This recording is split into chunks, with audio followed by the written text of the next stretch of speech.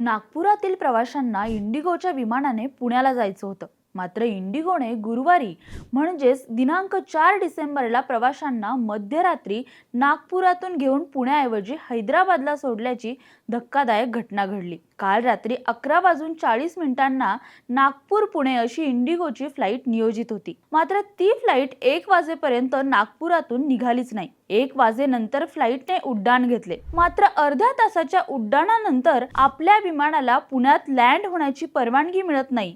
त्या ठिकाणी लँड होण्यासाठी जागा नाही असं कारण सांगून इंडिगो क्रू आणि व्यवस्थापनाने फ्लाईट पुण्याऐवजी हैदराबादला लँड केली. हैदराबादला लँड झाल्यानंतरही प्रवाशांना सुमारे 1 तास विमानाच्या बाहेर येऊ दिले नाही. अखेरीस काही प्रवाशांनी विमानाच्या आत गोंधळ घातला. त्यानंतर त्यांना हैदराबाद टर्मिनलवर बाहेर निघू दिले. अजूनही नागपूरचे बरेचसे प्रवासी पुण्याला जाण्याऐवजी हैदराबादला अडकून पडलेत.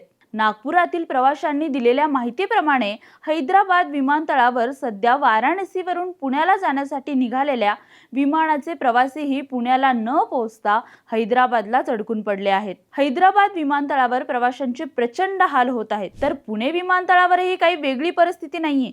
प्रवासी मोठ्या प्रमाणावर संतापले आहेत. ना कोणती माहिती दिली जात आहे, ना फ्लाईट कॅन्सल करता येत आहे. पुण्यातील विमानतळावर इंडिगोची विमानसेवा खोळंबली आणि त्याचा मनस्ताप अनेक प्रवाशांना सहन करावा लागत आहे. कोणाला लग्नाला जायचंय, कोणाला फिरायला जायचंय. एका प्रवाशाच्या तर वडिलांचं निधन झालंय, तर एका प्रवाशाला स्वतःच्याच मुलाच्या साखरपुड्याला पोहोचणं सुद्धा कठीण झालंय. इंडिगो कंपनीकडून प्रवाशांसोबत कोणताही संपर्क साधला जात नाहीये आणि सोबतच त्यांना ठोस माहिती सुद्धा दिली जात नाहीये. अनेक प्रवासी साधारण रात्री 10 पासून पुणे विमानतळावर विमानाची वाट बघत थांबले आहेत. त्यांना विमानाच्या वेगवेगळ्या वेळा सांगण्यात येत आहेत. त्यामुळे प्रवासी संताप व्यक्त करतायत. या इंडिगो एअरलाइन्स कंपनीचा बेशिस्त कारभाराबद्दल तुम्हाला काय वाटतं, आम्हाला कमेंट करून नक्की सांगा.